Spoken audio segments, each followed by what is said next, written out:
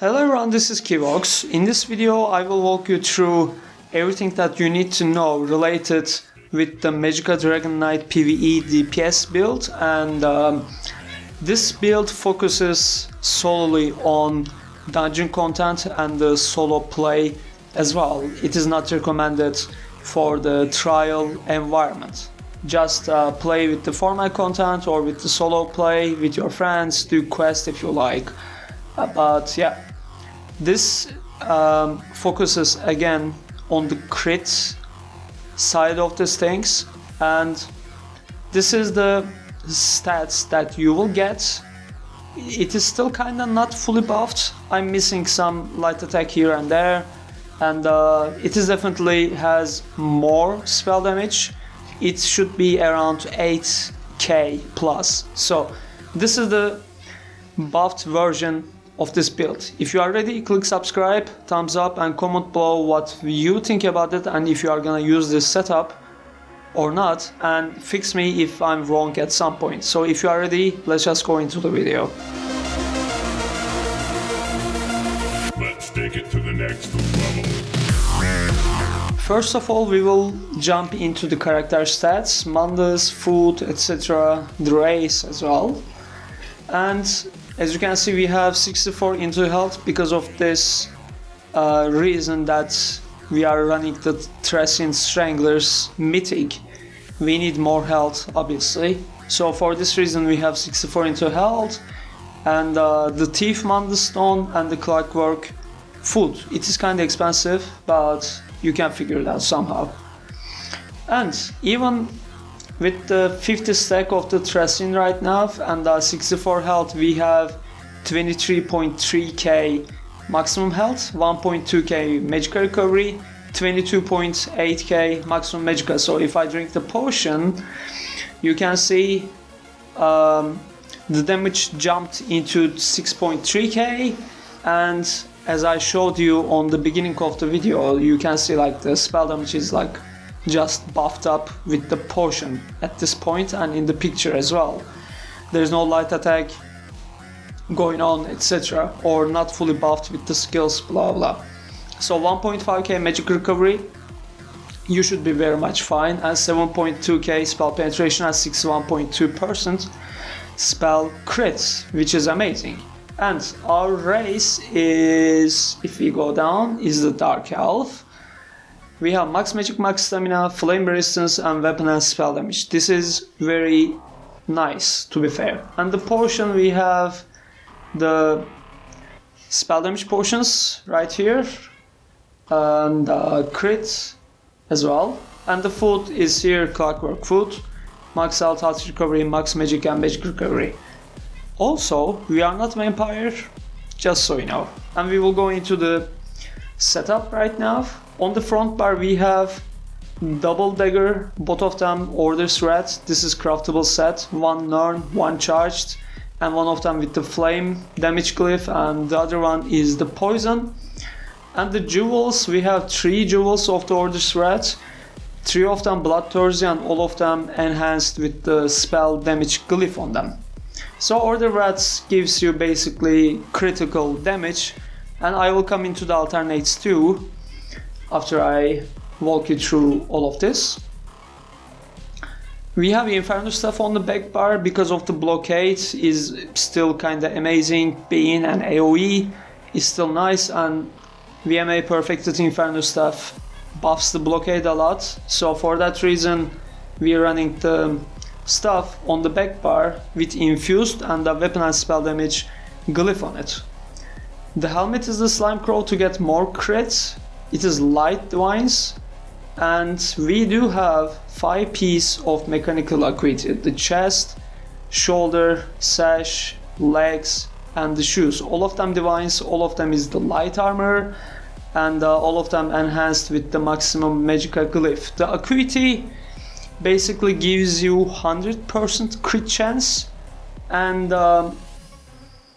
you are just starting to hit completely yellow, and it is gonna be up for 4 seconds, and you will just straight going to destroy everything when it is fully procced. It procs when you don't crit, and each stack has 1 second that you can.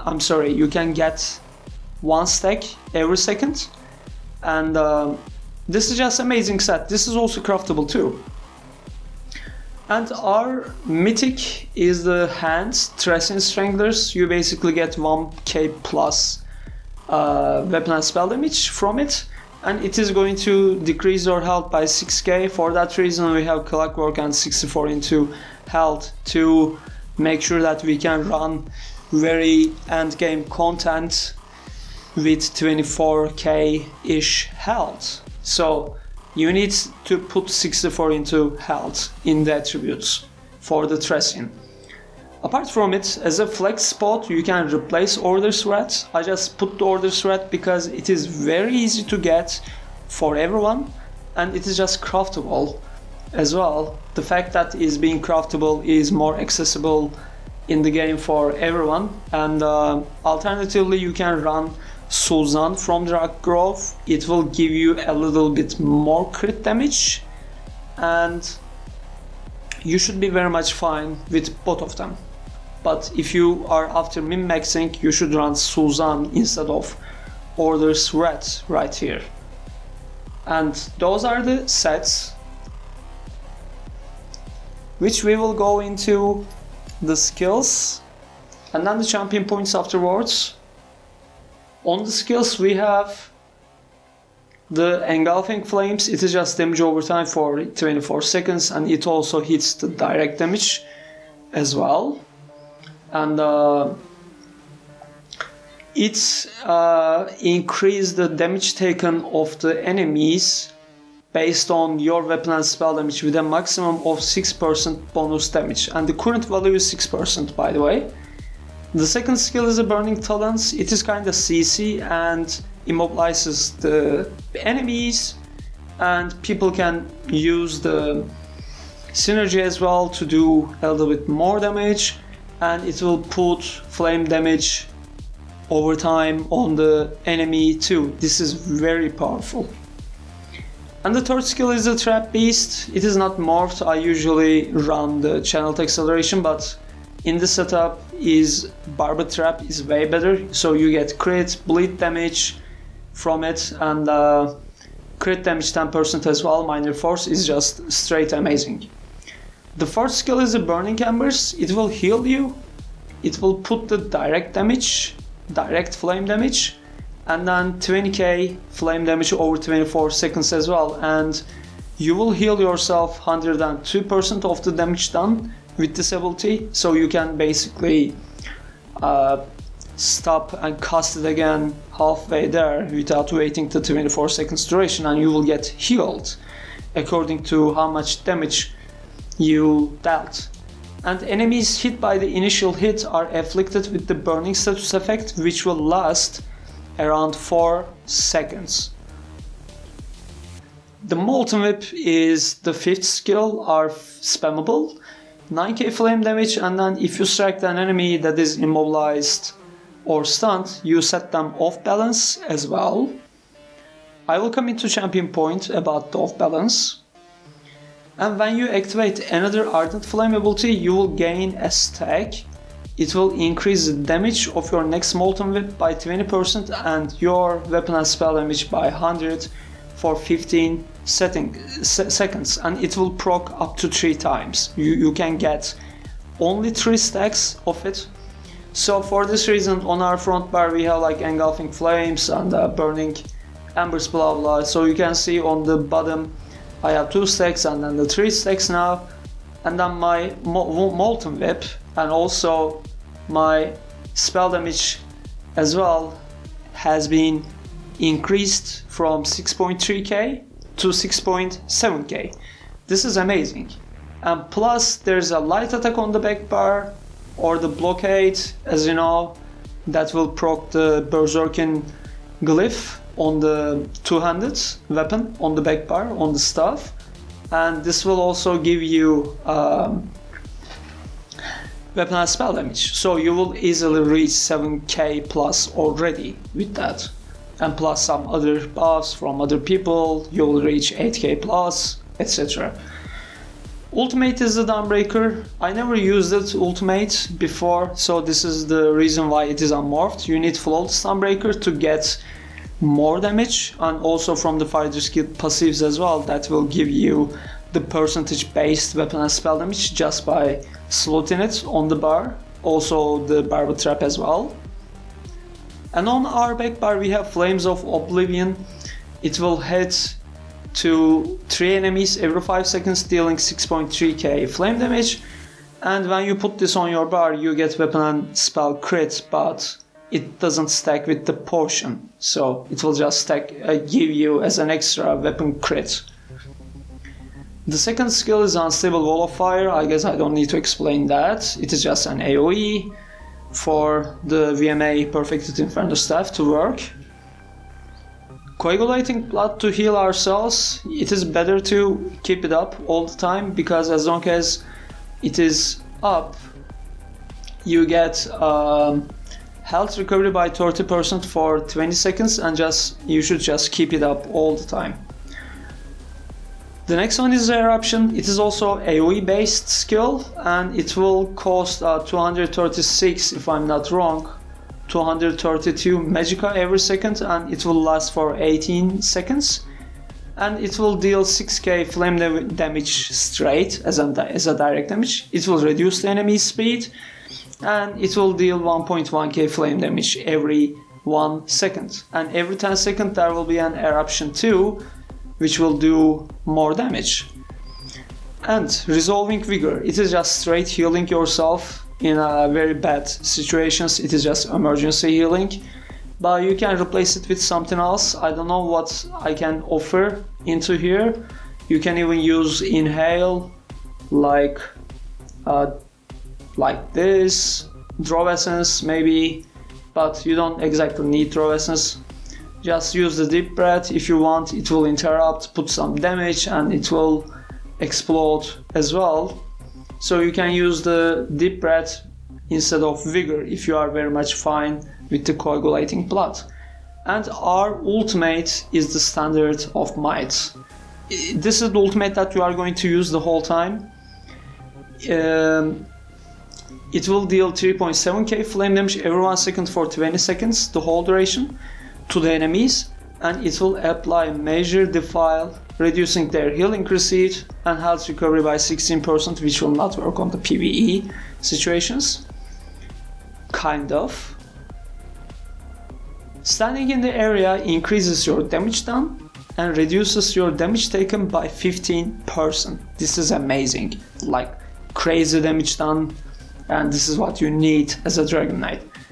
And the other people can use the synergy and proc 9k flame damage to the enemies and immobilize them for 5 seconds. So those are the skills, and I also said that we are Dark Elf as well. And we will go into the champion points now. Green one, you do what you like, anything like straight, literally. The blue one, we have Backstabber. 10% crit damage done while you are flanking to enemy. If you are behind or on the side, left and right of the enemy, you deal 10% crit damage done. And also we have Fighting Finesse to get the boost of the crit damage further, 8% crit damage and critical healing. So as much as we can stack the crit, the more beneficial the build is going to become with the Acuity and Order Threat plus Backstabber and Fighting Finesse. Even though you can give up on the Dark Elf and go Khajiit and do way more crazy crit damage with this setup. The third CP is the Thaumaturge, 6% damage done for your damage over time effects. As you know, we are DK, it is just everything is damage over time literally. And then increase your damage done with direct damage attacks by 6% as well. Most of our skills dealing direct damage, so for that reason we are running the Master at Arms in here. And on the red CP we have Rejuvenation, 90 health, magic and stam recovery, and Boundless Vitality 1.4k maximum health for some obvious reasons like Thracian, that is nerfing our health. And in here we have Sustained by Suffering, 150 health magic stem recovery when you have negative effect on yourself. And the key of Sustain is the Siphonic spells. You restore 1.5k Magicka when you kill an enemy, otherwise you cannot sustain this setup. It is going to be very hard for you to sustain because we're gonna have like, let's say 150 comes from Sustained by Suffering and from the potion as well. Like we're gonna have 1.7k Magicka recovery, more or less. So it is kinda hard to sustain without Siphonic spells just right here. So you need Siphonic spells. This is the champion points, and about the rotation, I will come into it quite fast. As long as you have everything up the whole time, like the first thing that you're gonna put the coagulating blood on yourself, and then the second thing, just keep the Flames of Oblivion up, put the eruption, put the blockade, and your AoE is there now. Put the trap, and then afterwards the first thing that you are gonna do is the engulfing flames, and then the talents to put more DPS on the enemy, and then the burning embers. When you put all of them, you just straight whip, whip, whip, and that's it. It is like literally that's it, and the people is going to just straight wipe enemies. For example, just look at the talent damage right here. Look at the talent damage. It is just melting, straight melting, or engulfing flames. It is of course putting the damage over time, and then if you put this on, immobilize, off balance, and then it is just damage is crazy. As long as you have the damage over times on the ground, on the back bar, just put everything, put the coagulating blood, and then trap, engulfing to the enemy, and then this talents, and then put the burning ember, then straight whip, whip, whip. And if you need heal, go back bar, vigor, come back to the front, and do the damage with the whip. And this is very much it, the rotation. And when you have the ultimate, just drop the ultimate onto the enemy and keep the damage up, and then put the dots again, and this is very much it. And then whip, whip, whip, just spam the whip straight, and this is it.